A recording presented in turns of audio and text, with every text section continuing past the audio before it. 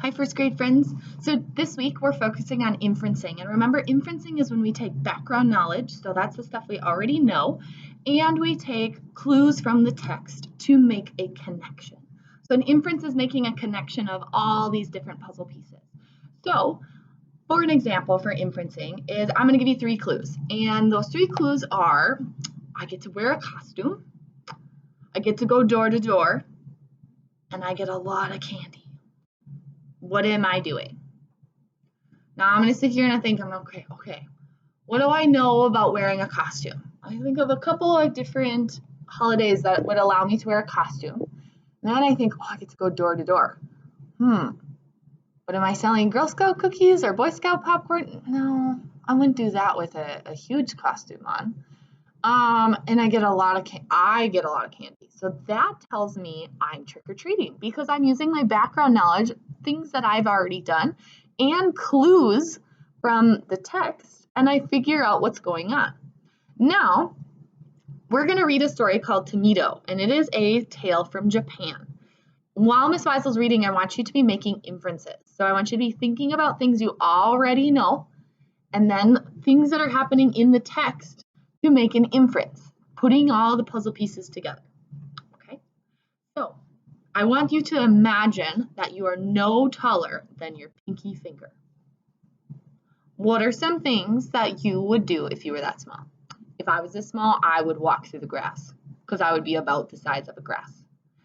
And what are some problems that you might run into?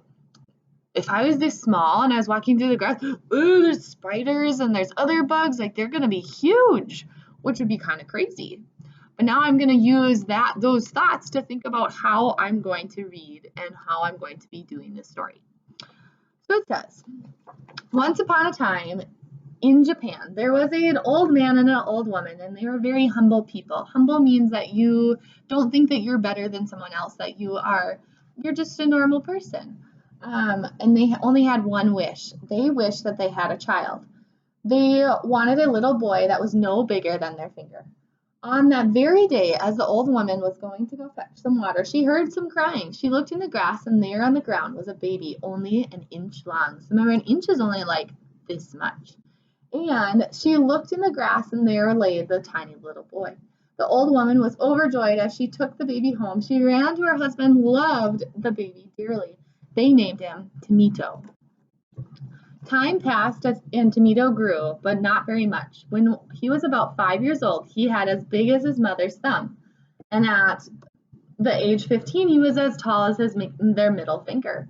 One morning, Timimoto ran and said, I want to go on a journey to see the world. Do not worry because I will return safely. Timimoto was so small, his parents worried about him traveling. They did not want to permit him to go, but they knew he was a clever boy and that the trip would make him so happy. So they decided it would be all right. You will need a way to help protect you from the danger, said his mother. She tied a sewing needle to his belt to use as a sword. You will need a way of travel, said his father. So he took a nice rice bowl and a chopstick from the cupboard, and he gave them to Timimoto to make a boat and a paddle. Be safe and stay away from the night giant who lives on the other side of the river, his parents warned him. Then they said goodbye and watched as Timimoto paddled down the river. It was not easy being a tiny boy in a rice bowl all alone in the river. But although he was tiny, Timimoto was strong and brave. As he paddled along, Timimoto felt something slap his back. Turning around, he saw a giant green frog. The frog's long tongue lashed out to Timimoto's again. What a predicament! Predicament is a really big word, but predicament means a difficult situation he was in.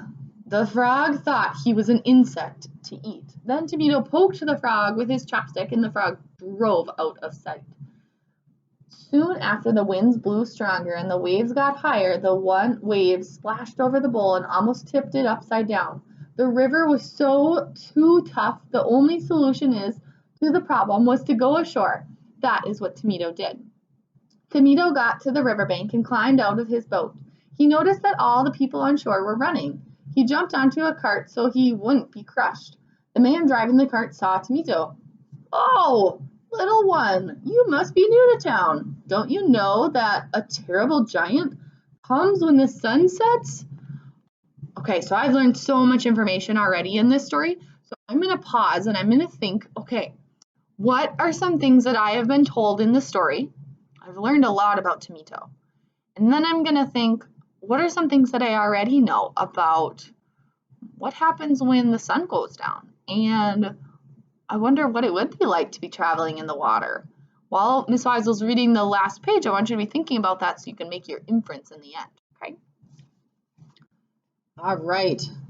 Ooh, it says, he must be mean, the terrible night giant, thought Timito. Soon all the people were in their houses and the streets were empty. No one in the village would dare to be out in the streets after sun went down. Timito was all alone. Then he heard the giant and the earth rumble. He looked up and saw an enormous giant standing over him. The giant's huge, strong fingers wrapped around him, and Timito was lifted high into the air. Aha! A nice bit of food for me to eat, roared the giant. He popped Timito into his mouth, and just then, Timito pulled out his sword and stabbed the giant's cheek. Ow!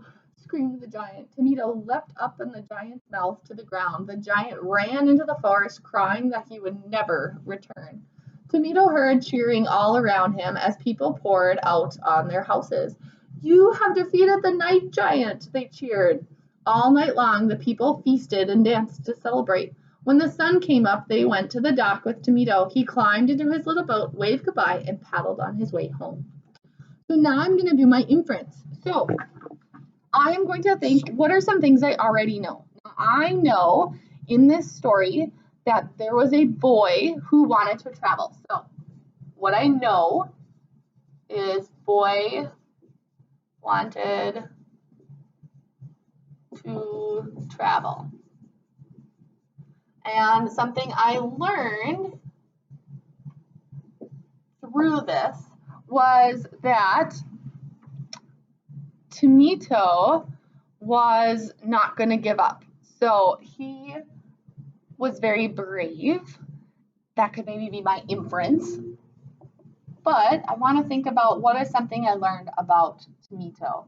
So, boy, he wanted to travel. And something else I learned would be that he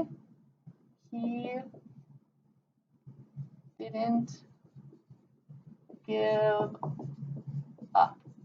So I think back in the story when he was with the frog. Now, he didn't give up and let the frog eat him. No, he poked the frog and the frog jumped away. So he didn't give up there. And then when he got to the town, he didn't run away like all the people. Instead, he fought the giant. So my inference is he is brave. Now, your turn will be to write down maybe something else you learned, or you can copy exactly what Miss Weisel wrote right here. But you're going to do it. So there is a page that is in your book, or you can use the one that's attached. Now, the one in your book, if we go to your practice book, is going to be on page